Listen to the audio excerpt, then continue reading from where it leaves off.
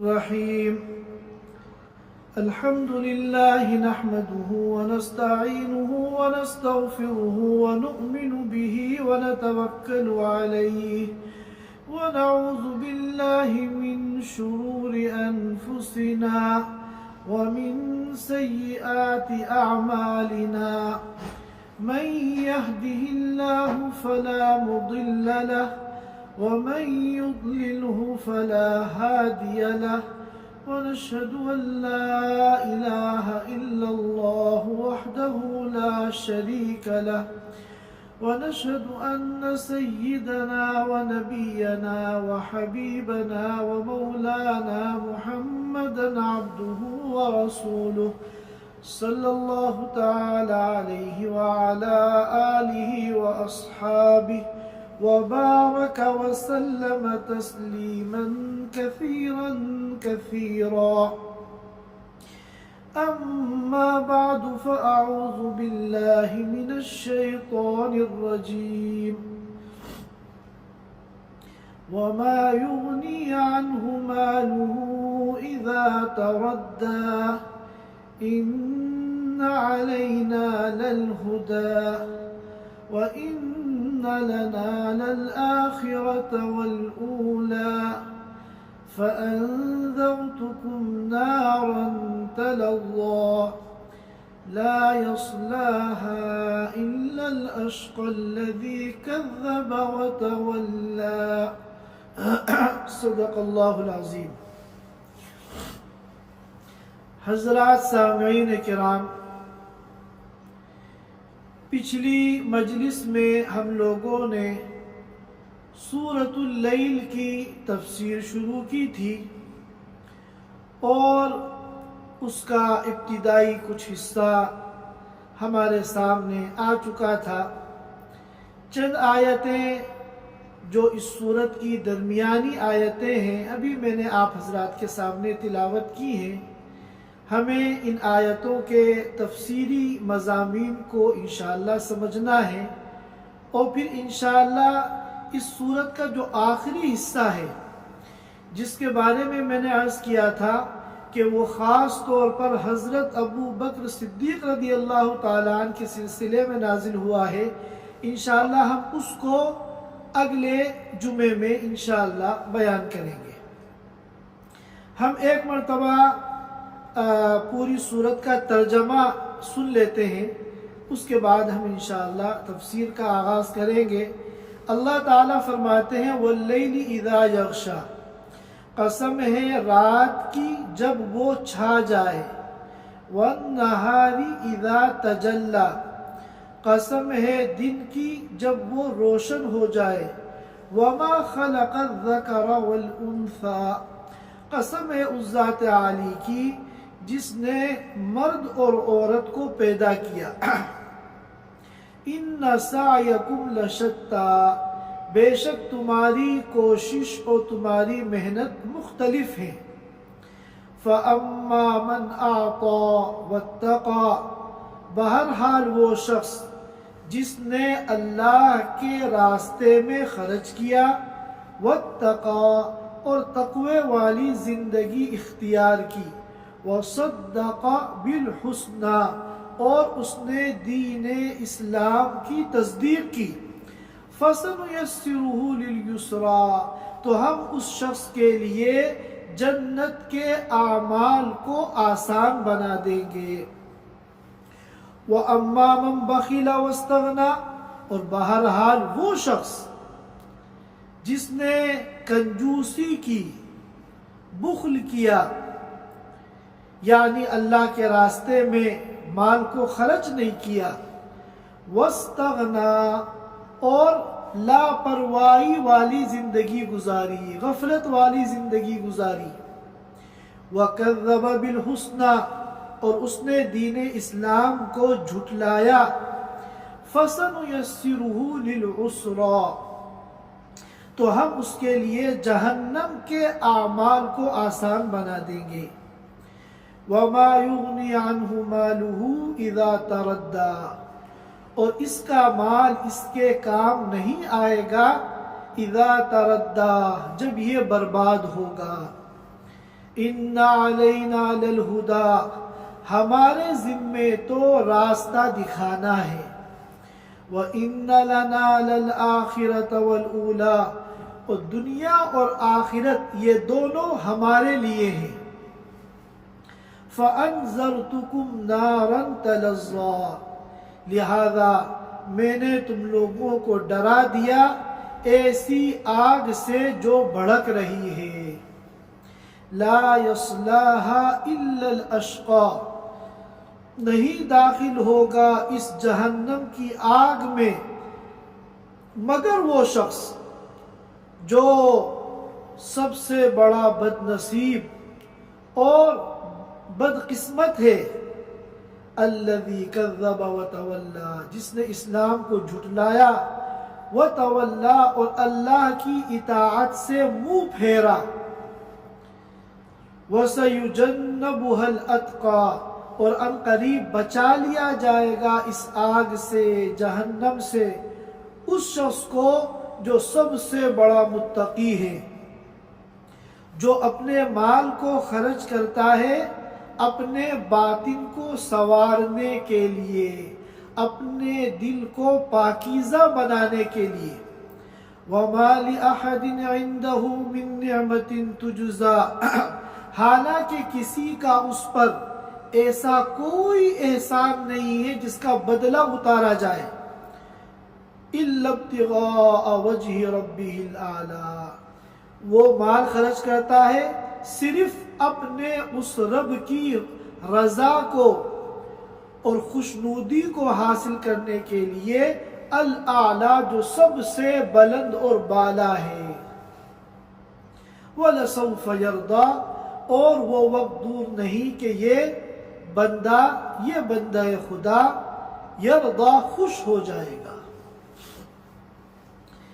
अब तक हम लोगों ने इसकी जो तफसीर सुनी है उसका खुलासा ये है कि अल्लाह ताला ने 3 कसमें खाकर ये बताया था कि दुनिया में ज़िंदगी गुजारने के तरीक़े मुख्तलिफ हैं। एक तो वो तरीक़ा ज़िंदगी है जो अल्लाह का बताया हुआ तरीक़ा है, और एक वो तरीक़ा ज़िंदगी है जो गैरुल्लाह का तरीक़ा है। अब वो चाहे यहूदियत की शक्ल में हो, चाहे मसीहियत की शक्ल में हो, चाहे शीइयत की शक्ल में हो, चाहे कादियानियत की शक्ल में हो, चाहे कम्युनिज्म की शक्ल में हो, जो भी हो, तो बुनियादी तौर पर 2 तरीक़े हैं। एक है अल्लाह का तरीक़ा जिसका नाम है दीन इस्लाम, और दूसरा है गैरुल्लाह का तरीक़ा। फिर फरमाया कि अल्लाह के तरीक़े को जो इख्तियार करते हैं उनके चंद मोटे मोटे काम नमूने के तौर पर यहाँ बयान किए गए कि वो अल्लाह के रास्ते में खर्च करते हैं और तक़वे वाली ज़िंदगी गुजारते हैं, एहतियात के साथ ज़िंदगी गुजारते हैं कि हमारे किसी अमल से हमारा अल्लाह हमसे नाराज़ ना हो जाए, और वो इस्लाम की तस्दीक करते हैं। इनके बारे में अल्लाह ताला ने फरमाया था कि हम इनके लिए जन्नत के रास्ते को आसान कर देंगे। जो अपने इरादे से, अपने इख्तियार से अल्लाह के बताए हुए तरीक़े ज़िंदगी को इख्तियार करेगा, अल्लाह उसके लिए जन्नत में ले जाने वाले आमाल को या जन्नत में की तरफ ले जाने वाले रास्ते को आसान बना देंगे। अब नए कामों में इसे मज़ा आएगा, नए कामों में इसका जी लगेगा, और बुरे कामों से उलझन होगी, नफरत होगी। ये है फसनुयस्सिरुहु लिलयुस्रा। फिर इसके मुकाबले में जो गैरुल्लाह का तरीक़ा ज़िंदगी इख्तियार करते हैं उनके भी 3 मोटे मोटे काम बयान किए। व अम्मा मन बखिला, पहला काम तो उनका यह है कि वो बुख्ल करते हैं, कंजूसी करते हैं, अल्लाह के रास्ते में खर्च नहीं करते, और जो इबादत मालिया हैं وہ عبادات جن کا تعلق مال سے ہے، صدقہ، زکوٰۃ، قربانی وغیرہ، ان میں وہ اپنا مال خرچ نہیں کرتے۔ اور دوسری بات، تقوی کی زندگی اختیار کرنے کے بجائے، احتیاط کے ساتھ زندگی گزارنے کے بجائے وہ لاپرواہی اور غفلت والی زندگی گزارتے ہیں۔ وہ جو جی چاہتا ہے کرتے ہیں، انہیں اس کی کوئی پرواہ نہیں کہ میرے اس عمل سے اللہ راضی ہے یا ناراض، اللہ کا حکم مجھ سے ٹوٹ رہا ہے یا نہیں، نبی کی سنت مجھ سے چھٹ رہی ہے یا نہیں، ان کو اس کی کوئی پرواہ نہیں ہے، وہ لاپرواہی والی زندگی گزارتے ہیں۔ وَكَذَّبَ بِالْحُسْنَى، اور ایمان کو اور اسلام کو جھٹلاتے ہیں۔ ان کے بارے میں اللہ تعالیٰ نے فرمایا فَسَنُيَسِّرُهُ لِلْعُسْرَى، ہم ان کے لیے جہنم کے اعمال کو آسان بنا دیں گے، ہم ان کے لیے جہنم کی طرف لے جانے والے راستے کو آسان بنا دیں گے۔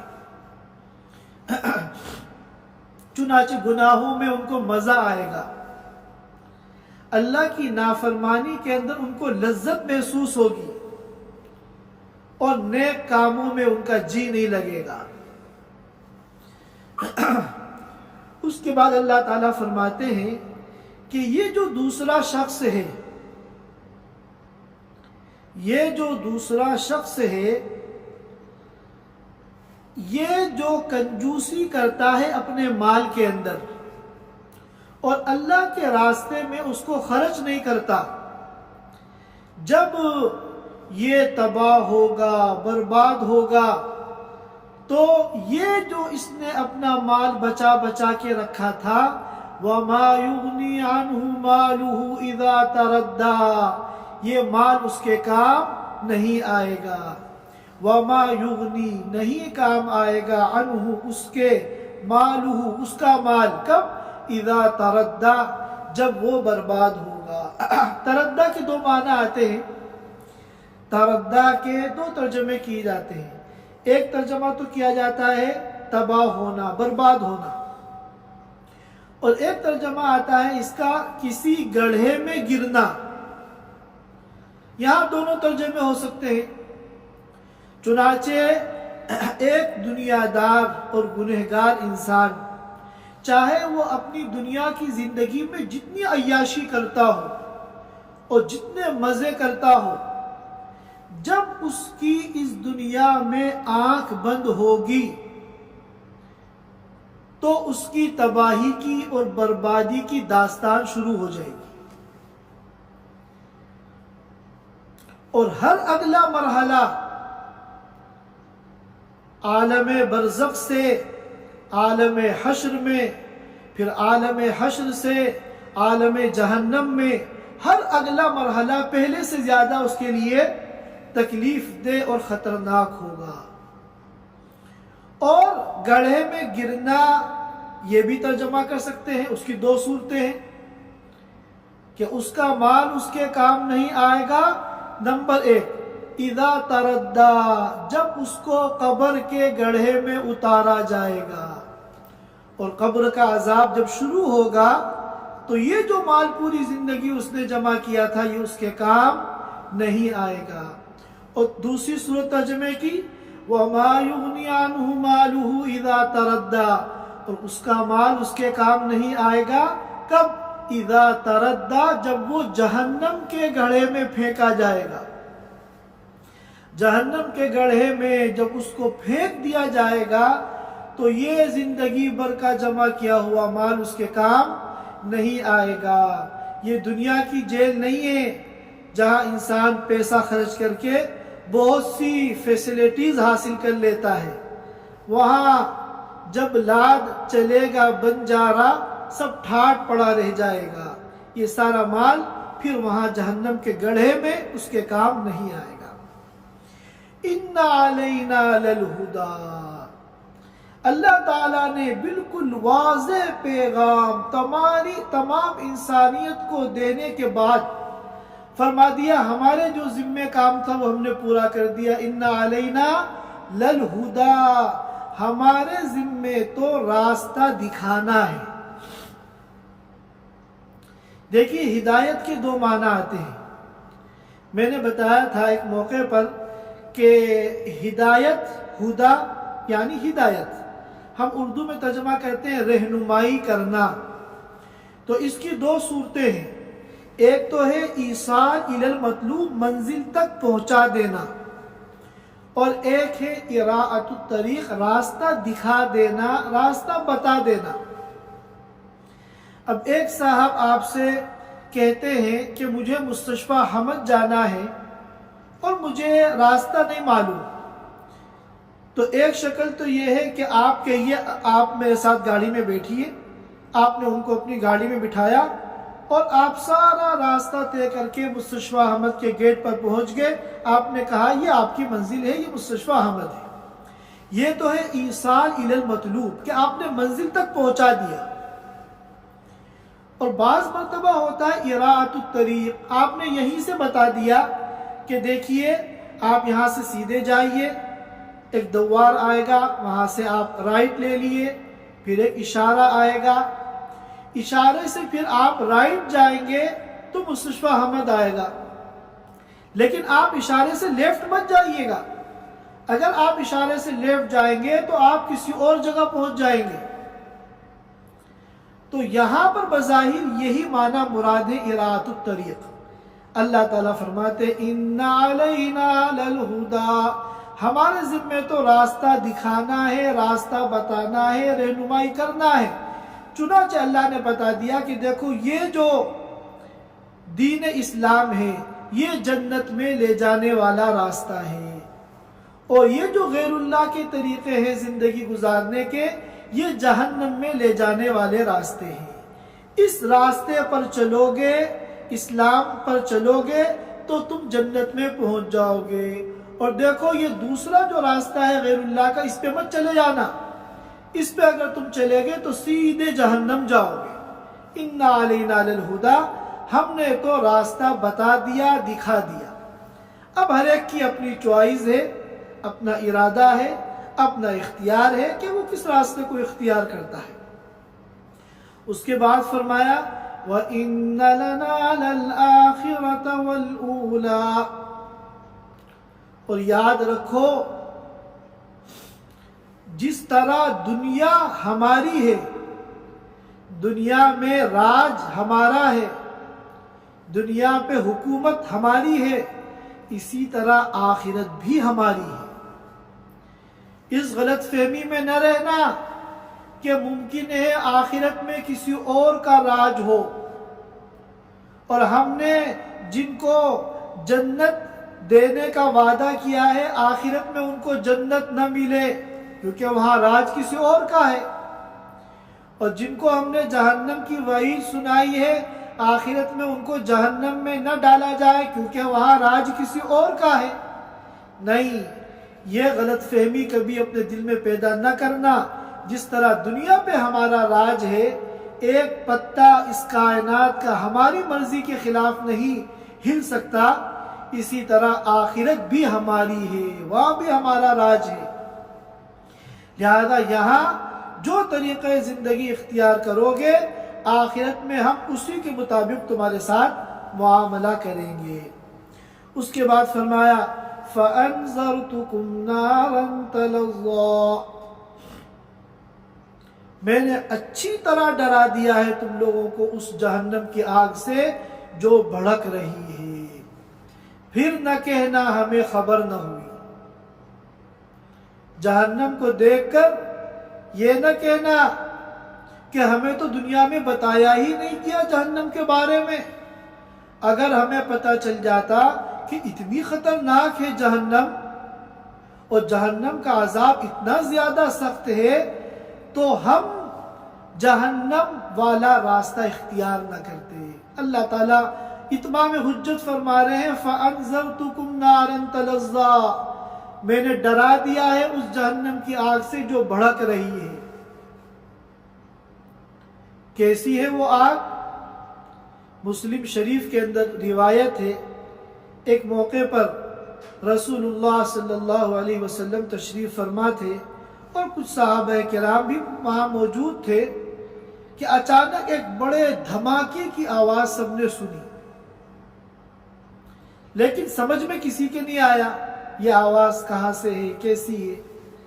تو آپ صلی اللہ علیہ وسلم نے صحابہ کرام سے پوچھا کیا تمہیں پتا ہے یہ دھماکہ کیسا ہے؟ صحابہ کرام نے عرض کیا اللہ و رسولہ عالم۔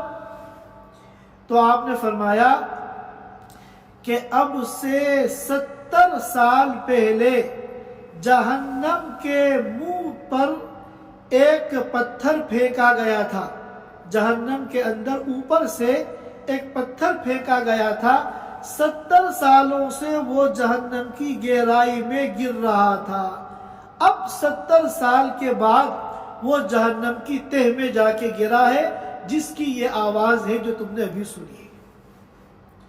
تو آپ جہنم کی گہرائی کا اندازہ لگائیے، نارن تلظا، ایسی بھیانک جہنم ہے کہ اتنی گہرائی ہے اس کے اندر کہ ایک پتھر کو جب اوپر سے پھینکا گیا تو تہ تک پہنچنے میں اس کو 70 سال کا عرصہ لگ گیا۔ اور ایک دوسری روایت ہے جس کو امام بخاری نے بھی نقل کیا ہے اور امام مسلم نے بھی نقل کیا ہے، حضرت ابو ہریرہ رضی اللہ تعالیٰ عنہ کی روایت ہے، اللہ کے رسول صلی اللہ علیہ وسلم نے فرمایا کہ دنیا کی جو یہ آگ ہے جس کی تپش کا یہ عالم ہے کہ ایک انگلی اگر جل جائے تو انسان بے چین ہو جاتا ہے، رات بھر نیند نہیں آتی۔ اللہ کے رسول صلی اللہ علیہ وسلم نے فرمایا کہ دنیا کی جو یہ آگ ہے یہ جہنم کی آگ کا 70واں حصہ ہے۔ بالفاظ دیگر جہنم کی آگ دنیا کی آگ سے 70 گنا زیادہ تپش والی ہے۔ اسی لیے بعض علماء کرام نے فرمایا کہ اگر کسی جہنمی کو جہنم کی آگ سے نکال کر اس دنیا کی آگ میں ڈال دیا جائے تو اس کو نیند آ جائے، اس کو اتنا سکون ملے کہ وہ سو جائے۔ حالانکہ دنیا کی آگ کیسی ہے ہم جانتے ہیں، لیکن اگر کوئی شخص تکلیف میں ہو اور اس کی تکلیف کو 70 گنا کم کر دیا جائے تو کتنی اس کو راحت محسوس ہوگی، کتنا آرام محسوس ہوگا۔ تو جہنمی کو جہنم کی آگ سے نکال کر دنیا کی آگ میں اگر ڈال دیا جائے تو اس کو نیند آ جائے اور وہ سو جائے۔ اللہ تعالی ہم سب کی جہنم سے حفاظت فرمائے۔ اس کے بعد فرمایا لا يصلاها الا الاشقى، نہیں داخل ہوگا جہنم کی اس آگ میں مگر وہ سب سے بڑا بدبخت، الذی کذب، جس نے اسلام کو جھٹلایا، وتولا، اور روح گردانی کی۔ جب اس سے کہا گیا اللہ اور اس کے رسول کی اطاعت کرو، وتولا، تو اس نے منہ پھیر لیا۔ تولا کے معنی آتے ہیں کسی چیز کو اگنور کرنے کے لیے، نظر انداز کرنے کے لیے منہ کو پھیر لینا۔ تو ظاہر ہے کہ اسلام کو جھٹلانے والا تو کافر ہے۔ ایمان والا چاہے کتنا بڑا گنہگار ہو وہ اسلام کا منکر تو نہیں ہوتا، منکر تو اسلام کا جو بھی ہوگا وہ کافر ہوگا۔ تو اب یہاں پر ایک سوال پیدا ہوتا ہے، لا يصلاها الا الاشقى، اس کا مطلب یہ ہے کہ جہنم میں صرف وہی داخل ہوگا، وہی بدبخت داخل ہوگا جو منکر اسلام ہے، یعنی کافر ہے۔ جو لوگ عربی زبان کے قواعد کو جانتے ہیں وہ خوب اچھی طرح اس بات کو سمجھتے ہیں کہ لا يصلاها الا الاشقى، کہ پہلے کلام کو منفی لائے لا يصلاها، پھر الا کے ذریعے اس کو مثبت بنایا، تو اس سے کیا ہوتا ہے، حصر کا فائدہ ہوتا ہے۔ اب مطلب یہ ہو گیا کہ کافر کے علاوہ کوئی اور جہنم میں داخل نہیں ہوگا۔ کیا ثابت ہوا؟ کہ کوئی ایمان والا جہنم میں داخل نہیں ہوگا، حالانکہ یہ ہمارے عقیدے کے خلاف ہے، کیونکہ عقیدہ ہمارا یہ ہے کہ ایمان والے جو گنہگار ہیں، اگر ان کے گناہ معاف نہیں ہوئے، چاہے وہ توبہ کے ذریعے معاف ہو جائیں یا شفاعت کے ذریعے معاف ہو جائیں یا اللہ تعالیٰ اپنی رحمت خاص سے معاف کر دے، پھر تو بات الگ ہے۔ لیکن اگر کسی بھی طریقے سے وہ گناہ نامہ اعمال میں باقی رہ گیا اور معافی کی کوئی شکل نہیں پائی گئی، تو اس گناہ کی سزا کو بھگتنے کے لیے اس کو جہنم میں ڈالا جائے گا، اور اپنی سزا کے بقدر وہ جہنم میں وقت گزارے گا۔ پھر چونکہ وہ دل سے مومن ہے تو اپنے ایمان کی برکت سے اس کو پھر جہنم سے نکال کے جنت میں داخل کر دیا جائے گا۔ اور یہاں یہ آیت کہہ رہی لا یصلاها الا الاشقى الذي كذب وتولى، جس سے یہ سمجھ میں آ رہا ہے کہ کافر کے علاوہ کوئی، چاہے وہ کتنا بڑا گنہگار ہو، وہ جہنم میں داخل نہیں ہوگا۔ حالانکہ جہنم میں تو ایمان والے بھی داخل ہوں گے، جو گنہگار ہیں اور وہ گناہ کسی ذریعے سے معاف نہیں ہوا، ان کی گردن پہ پڑا ہوا ہے، تو اس کی سزا کو بھگتنے کے لیے ان کو جہنم میں جانا پڑے گا۔ تو اس اشکال کے دو جواب ہیں، اس سوال کے دو جواب ہیں۔ ایک جواب تو بہت آسان ہے، اور وہ یہ ہے کہ یہاں دخول جہنم سے مراد دخول ابدی ہے، یعنی ہمیشہ ہمیشہ کے لیے جہنم میں جو داخل ہوگا وہ کافر ہوگا۔ اور ایمان والے اگر اپنے کسی گناہ کی وجہ سے جہنم میں داخل ہوں گے تو وہ ہمیشہ ہمیشہ کے لیے داخل نہیں ہوں گے، بلکہ عارضی طور پر، وقتی طور پر اپنی سزا کے بقدر جہنم میں جائیں گے، پھر ان کے دل میں جو ایمان ہے اس ایمان کی برکت سے اس کو نکال کر جہنم میں پہنچا دیا جائے گا۔ ایک جواب تو یہ ہے، اور دوسرا جواب یہ ہے، یہ ذرا تفصیلی ہے، اور اس جواب کو توجہ کے ساتھ سننے کی اور سمجھنے کی ضرورت ہے۔ دوسرا جواب بعض مفسرین کرام نے یہ دیا کہ یہاں جو یہ بات کہی گئی ہے کہ صرف کافر جہنم میں داخل ہوں گے، گویا کہ جو کافر نہیں ہیں، ایمان والے ہیں، وہ جہنم میں داخل نہیں ہوں گے۔ یہ بات جو کہی گئی ہے یہ اس دور کے موجودین کے اعتبار سے کہی گئی ہے۔ دور نبوی میں جس وقت یہ آیتیں نازل ہو رہی ہیں، اس وقت جو موجود ہیں ان کے بارے میں یہ بات کہی جا رہی ہے۔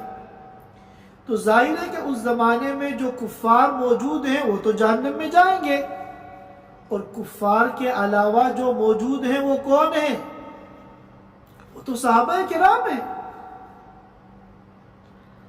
اور یاد رکھیے کوئی صحابی ایک لمحے کے لیے بھی جہنم میں داخل نہیں ہوگا۔ صحابہ کرام پر جہنم کی آگ حرام ہے۔ اللہ تعالیٰ نے یہ وعدہ فرمایا ہے کہ صحابہ کرام 100% جنت میں داخل ہوں گے۔ اب سوال پیدا ہوتا ہے، کیا کسی صحابی سے گناہ نہیں ہوگا؟ کسی صحابی سے گناہ نہیں ہوا؟ تو اگر گناہ ہوا ہے تو گناہ کی سزا کے لیے تو وقتی طور پر جہنم میں ان کو جانا چاہیے۔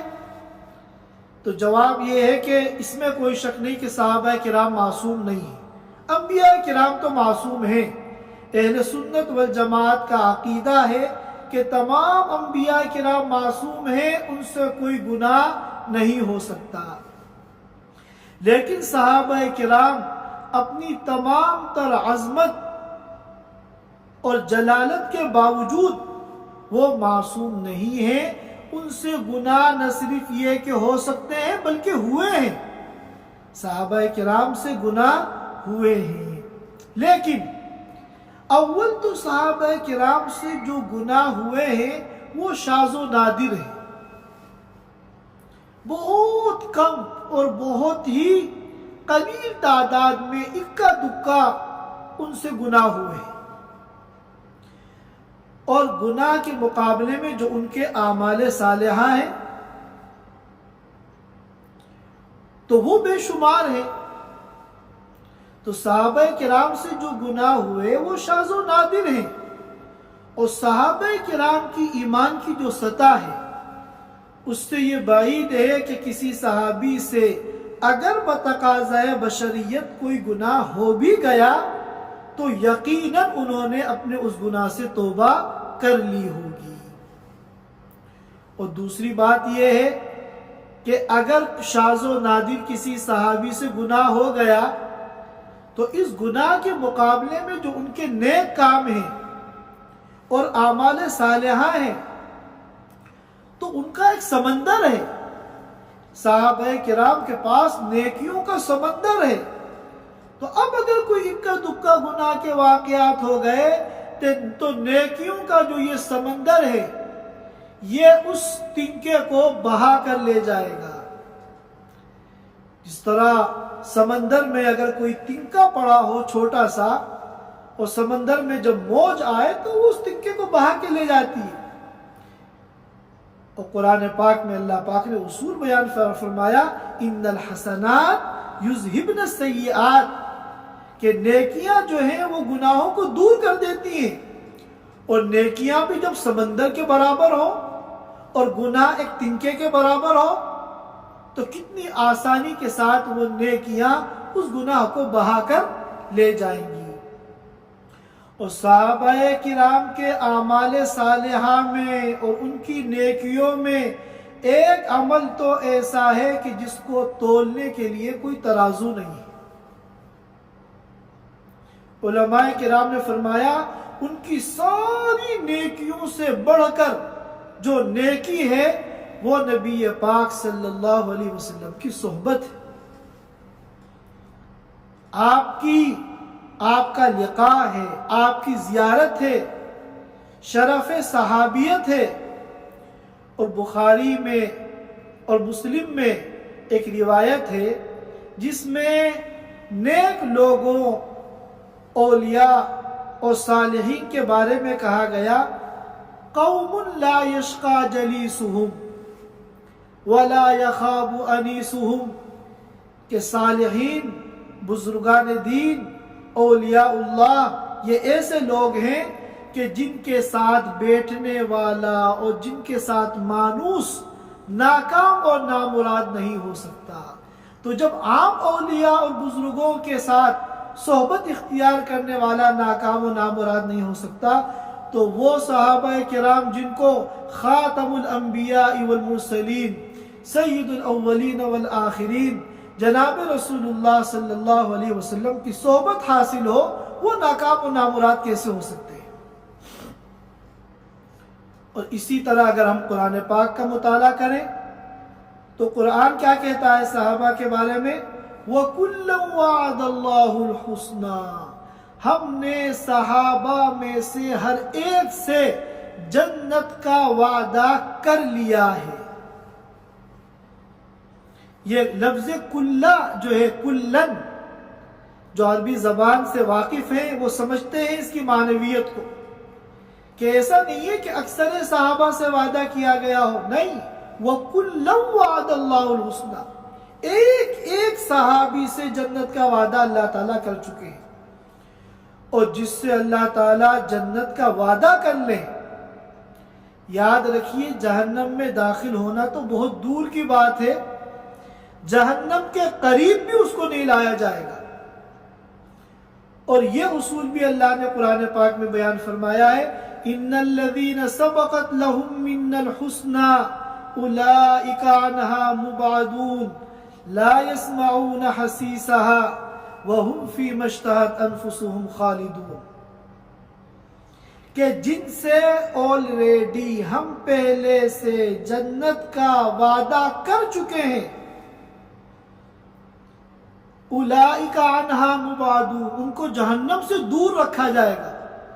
داخل کرنا تو بہت دور کی بات ہے، قریب بھی نہیں لایا جائے گا جہنم کے۔ لا يسمعون حسیسها وهم فیما اشتہت انفسهم خالدون، یہ تو مزے کی زندگی گزاریں گے۔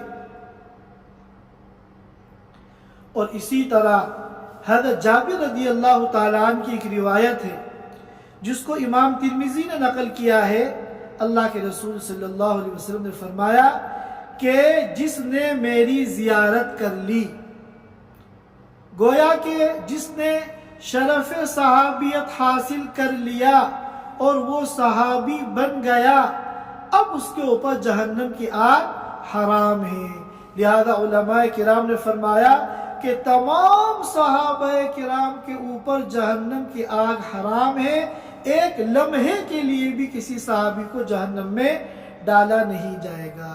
یہ مضمون میں تفصیل سے اس لیے بیان کر رہا ہوں کہ جو زمانہ قیامت کا قریب آ رہا ہے، جیسا کہ احادیث مبارکہ سے معلوم ہوتا ہے کہ نئے نئے فتنے اس امت کے اندر پیدا ہوں گے۔ چنانچہ آج بھی کچھ لوگ یہ بات کہنے لگے ہیں کہ صحابہ کرام تو دونوں طرح کے تھے، صحابہ کرام میں جو ہے منافقین بھی تھے، نعوذ باللہ من ذالک، کہ صحابہ کرام جن کے بارے میں کہا جا رہا ہے کہ جہنم کی آگ ان پر حرام ہے، اولئک عنہا مبعدون، جہنم سے ان کو دور رکھا جائے گا، ان کو منافق بھی کہا جا رہا ہے کہ ان میں بعض منافق بھی تھے۔ حالانکہ منافق کے بارے میں کیا کہہ رہا ہے قرآن؟ ان المنافقین فی الدرک الاسفل من النار، کہ منافق جو ہے وہ صرف جہنم ہی میں نہیں ہوں گے بلکہ جہنم کی تہ کے اندر جو سب سے نیچے والا طبقہ ہے وہاں منافقین کو رکھا جائے گا۔ لہذا یاد رکھیے کہ صحابیت کے ساتھ نفاق جمع نہیں ہو سکتا، یہ اجتماع ضدین ہے۔ جس طرح دن اور رات جمع نہیں ہو سکتے، اس طرح صحابیت کے ساتھ نفاق جمع نہیں ہو سکتا۔ جو صحابی ہے وہ کبھی منافق نہیں ہو سکتا، اور جو منافق ہے وہ کبھی صحابی نہیں ہو سکتا۔ اللہ تعالی ہم سب کو صحابہ کرام کے ساتھ محبت اور عقیدت کی دولت عطا فرمائے، اور جیسی محبت اس مقدس جماعت کے تعلق سے اللہ ہم سے چاہتے ہیں ایسی محبت ہمارے دلوں میں پیدا فرمائے۔ اب اس کے بعد جو چند آیتیں ہیں یہ خاص طور پر حضرت ابوبکر صدیق رضی اللہ تعالیٰ عنہ کے متعلق نازل ہوئی ہیں۔ انشاءاللہ اگلی مجلس میں ہم ان آیتوں کو سمجھیں گے۔ اللہ پاک ہم سب کو علم و عمل کی توفیق عطا فرمائے۔ وآخر دعوانا ان الحمدللہ رب العالمین۔ Thanks for watching. Don't forget to like, comment, share and subscribe to Al Wahid channel.